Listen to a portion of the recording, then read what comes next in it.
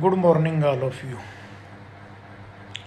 तो बेटे आज हम नेक्स्ट क्वेश्चन करेंगे और इस चैप्टर का ये सबसे इम्पोर्टेंट क्वेश्चन है। Discuss the power and functions of the Indian parliament.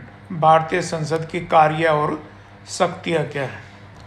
The Indian parliament has been given many types of powers. The power of parliament include law making और legislation, financial, executive and judicial power. संसद के पास अनेक प्रकार की शक्तियाँ, उनमें कानून बनाना, कानून को लागू करना, वित्तीय शक्तियाँ, एग्जीक्यूटिव कार्यकारी शक्तियाँ और जुडिशियल पावर न्यायिक शक्तियाँ। ठीक है, अब आ जाइए legislative powers. The parliament has the right to frame law for the whole of the country. Parliament के पास पूरे देश के लिए कानून बनाने के अधिकार है। It's can frame law on the subject mentioned in the union list and concurrent list. संविधान में 3 सूचियां बनाई गई हैं, 3 लिस्ट बनाई गई हैं, संघ सूची, राज्य सूची और कंकरेंट लिस्ट, समवर्ती सूची। जो संघ सूची है, जो सेंट्रल यूनियन लिस्ट है, उसके ऊपर कानून बनाने का अधिकार केंद्र सरकार को। जो स्टेट लिस्ट है उसके ऊपर कानून बनाने का अधिकार राज्य सरकार को। और जो कॉन्करेंट लिस्ट है, समवर्ती सूची है, उस पर कानून बनाने का अधिकार दोनों को है। Under certain special circumstances the parliament gets the right to frame law on the subject mentioned in the state list। कुछ स्पेशल परिस्थितियों में जो है पार्लियामेंट को अधिकार है कि वो राज्य की लिस्ट पर भी जो सब्जेक्ट हैं उसके अंदर जो विषय है उन पर भी कानून बना सकती है। The parliament frame laws on state subject for union territories. वैसे पार्लियामेंट केवल जो केंद्र शासित प्रदेश हैं वहाँ की स्टेट लिस्ट के विषय पर वहाँ के लिए कानून बना सकती है। The Rajya Sabha can transfer A state subject in favour of the centre for the purpose of making law.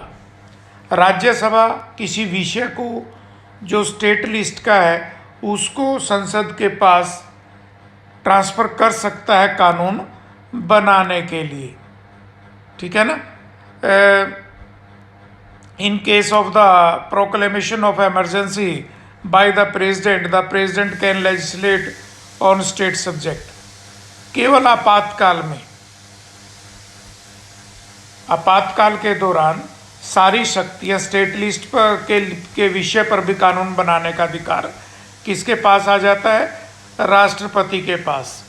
The residuary powers are under the control of the central government and so parliament frames laws on all the residency subject. The bill is sent to the president after it is passed by both the houses.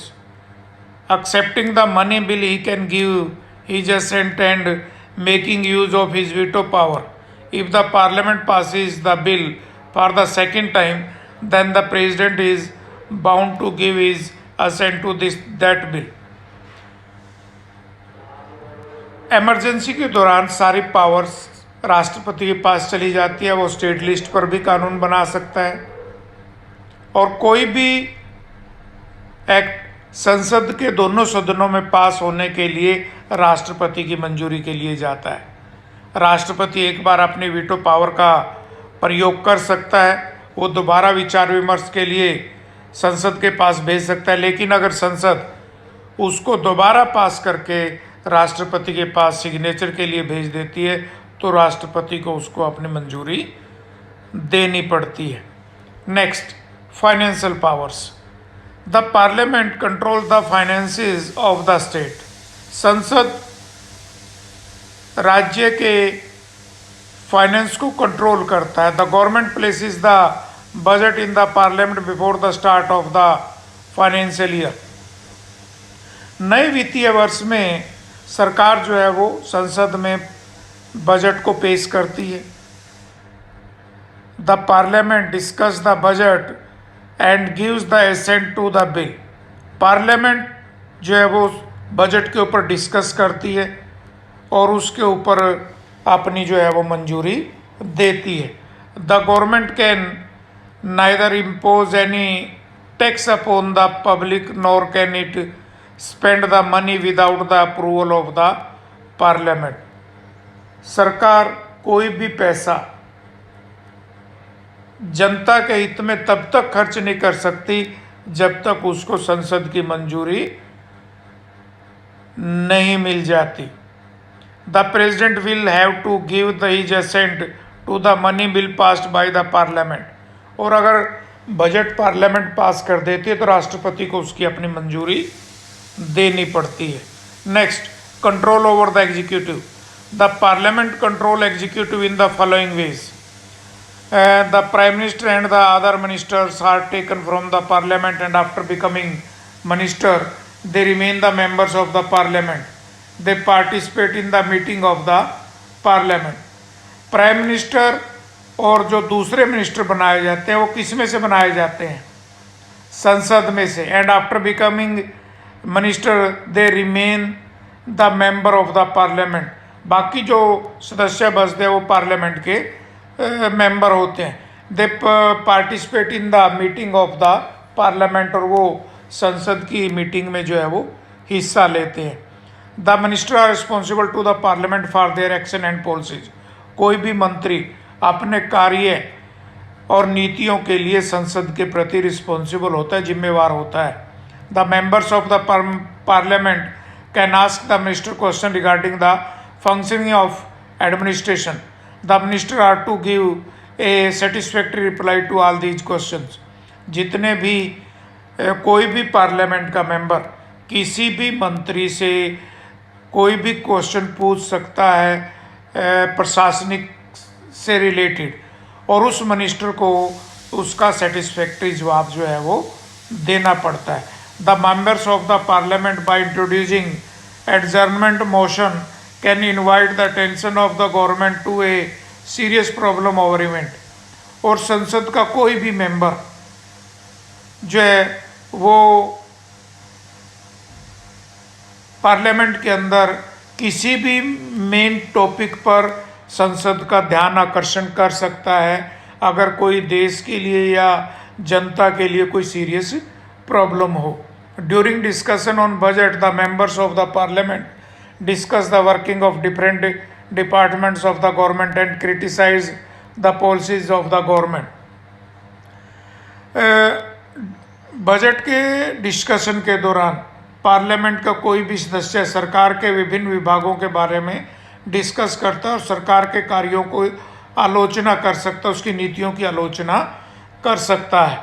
The cabinet continue to remain in office according to the wishes of Lok Sabha. It can seek the removal of the cabinet and passing no confidence motion against by rejecting an important government bill or by passing a resolution for reducing the salary of a particular minister.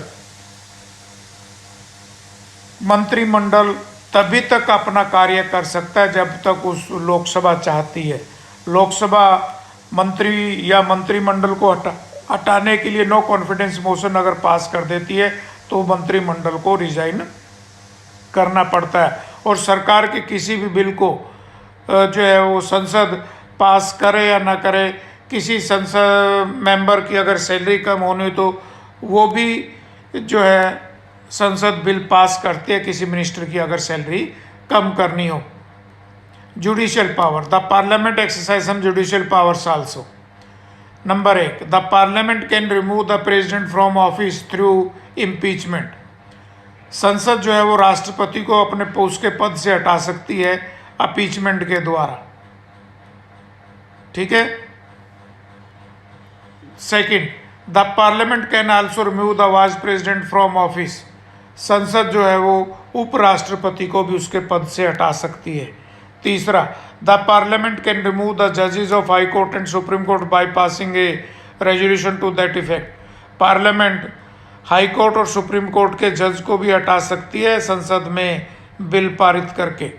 Electoral powers, the elected member of the parliament participate in the elections of the president. संसद के चुने हुए सदस्य राष्ट्रपति के चुनाव में भी हिस्सा लेते हैं। The vice president is elected by the members of both houses of the parliament. संसद के दोनों सदनों के सदस्य भी वाइस प्रेसिडेंट के चुनाव में भी हिस्सा लेते हैं। Next, amendment of the constitution, संविधान में संशोधन। It is the parliament which can initiate a resolution for the amendment of the constitution. Some provisions of the constitution can be amended only by Parliament. In some important matters, the amendment proposals after being passed by the Parliament are to be sent for the approval of legislature of the states.